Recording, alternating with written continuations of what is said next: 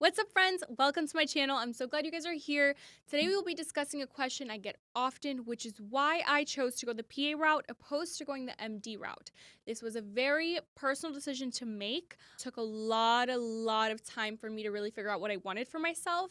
But now I am very confident and so happy with my decision, and I'll give you a couple reasons on why. Let's get into it.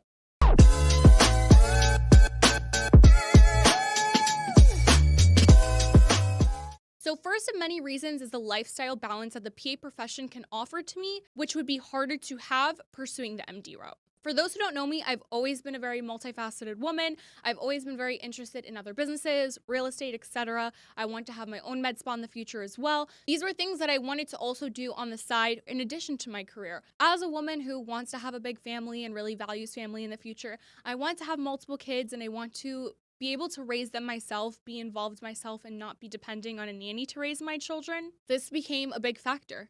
I sat down with an influencer who is really well known on all of the social media platforms. She is a resident. She's also a mother. She is super badass. And on social media, it looks like she does it all. And don't get me wrong, she absolutely does.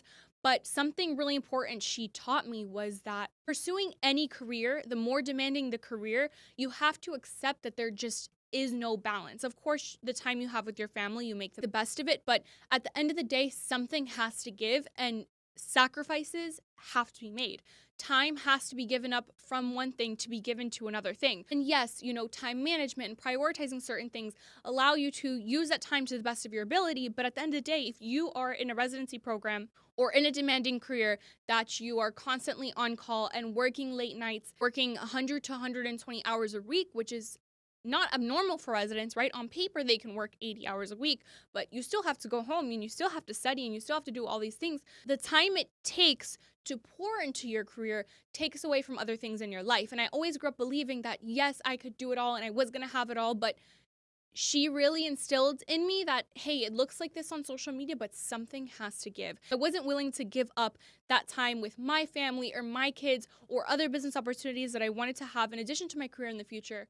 Now, the second reason is the length of time of schooling. So not only once you're in your career and the work and lifestyle balance you have within your career and once you are established in your career, but also getting to there, right? So I mentioned spending your 20s and early 30s in residency if you wanted to become a physician. It is a very time demanding position. And once you are in your early to mid 30s and trying to establish your career as a woman, if you want to have kids, this is the time to start having kids. But at the same time, you're now trying to establish your own practice in a boatload of student loan debt. And we know kids are not cheap. As a PA, you go to PA school 2 to 3 years, depending on the program. And you already get out able to practice, already go serving and helping people and establishing your career in your mid to late 20s, usually. You still have those viable years of your life, those important years of your life as a woman to be able to establish yourself and have a family with much less student debt. And those years of your life are so valuable in your 20s and 30s. As a woman, we have a biological clock. We only have a certain amount of time in which we can have kids, right? So we're already limited in that aspect where if you pursue the MD route, you're spending all of your 20s and early 30s within the field. Now, there have been studies that have shown that women coming out of residency programs, especially surgical residency programs, are having a high infertility rate. And that is due to the high stress and lack of sleep and all these things that come with residency that I wasn't willing to gamble with for my future and the opportunity to have that in my future. It wasn't something I was willing to risk. Now, another thing that really played a role in my decision was realizing what a PA was. I thought physician assistant was a medical assistant or a nurse, and it is very different. A physician assistant can diagnose patients, they can treat patients, they can prescribe medications, they can perform procedures on their own. They can only assist in surgery, they can't do surgeries independently, but that doesn't necessarily mean that working under a physician means the physician's always standing right there. Sometimes they may not even be in the exact building, right? It's just within the practice you are working under a physician. They still had such a high level of autonomy, which I loved, which is what solidified my decision in this being the perfect balance for me. Now, another reason which originally really pushed me towards MD was the fact that I discovered how much I loved surgery. I always thought that surgery meant you had to be a surgeon and you had to pursue the MD route. I was uneducated on the role of a surgical PA. They still have a very, very high level of autonomy and involvement within surgery. And it wasn't until I shadowed a surgical PA that I firsthand witnessed the level of involvement. And I was like, wow, this fulfills what I've been wanting to do.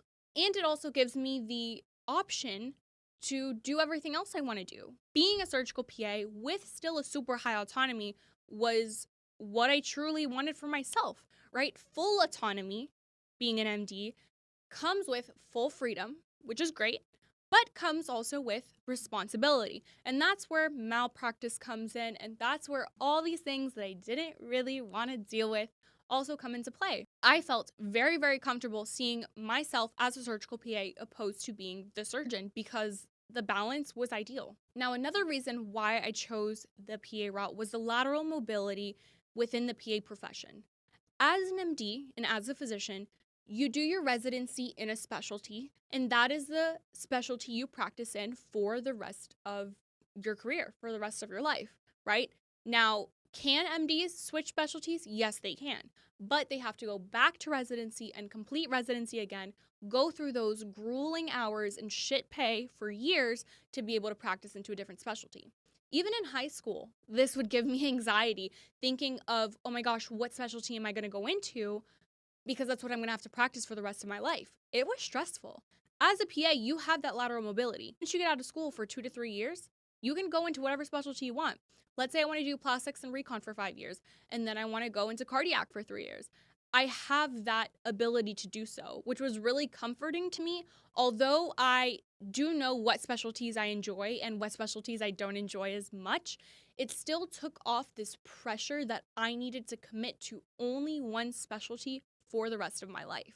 I wanted to learn as much as I can and help as much as I can, and whatever I was interested in, I put my attention to and could provide the best care to others. As a physician, burnout rates are so high.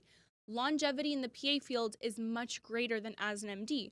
Why? Because they're practicing the same specialty for the rest of their lives. So overall, the longevity of PAs are much higher. The burnout rates of physician assistants are much less. And not to mention, again, I know this varies very differently based on the individual, but PAs seem to just be happier and more content. And I really believe that is because of the flexibility that they have and the lateral mobility that they have as an option to them. The high burnout rates led to lots of unhappy physicians, and being unhappy in your career leads to a lower quality of care. I saw, again, myself, these were my experiences, that those who are passionate and driven and not burned out within their career provided the best quality of care to their patients. Overall, this was a very, very hard decision for me to make, especially growing up, not really knowing what a PA was, so I thought my only option was to become a doctor, and I had to accept that this is the role my career would have on my life. Again, you can have a life outside of medicine as an MD, but it is quite challenging, especially as a female wanting to have a family. Your title doesn't dictate the quality of care you provide to your patients. So becoming the best provider had nothing to do with your title, and it was completely based on you as a provider and your practice and what you bring to the table. Now, I don't recommend going to med school unless you're 100% sure and confident that that is the route you want to take, which a lot of people are uneducated on their options and what there is out there, and just go into school and get themselves in this debt and dedicate themselves to all these years to end up realizing on the other side they are unhappy. So I highly recommend to anyone who is feeling any doubt at all, shadow physicians, shadow PAs, learn as much as you can, see firsthand the roles and how their career affects these individuals. Only start a path when you are so confident and 100% sure that that is what is best for you. To top it off, if you want to make a lot of money, I don't recommend going MD or PA, okay? You can make so much money elsewhere. So this is really if you are truly passionate for the career and for the fields, because the sacrifices you have to make are not worth the pay difference. I hope this helped in some sort of way. If you have any questions, feel free to comment, like, and I hope to see you guys in another video. Bye.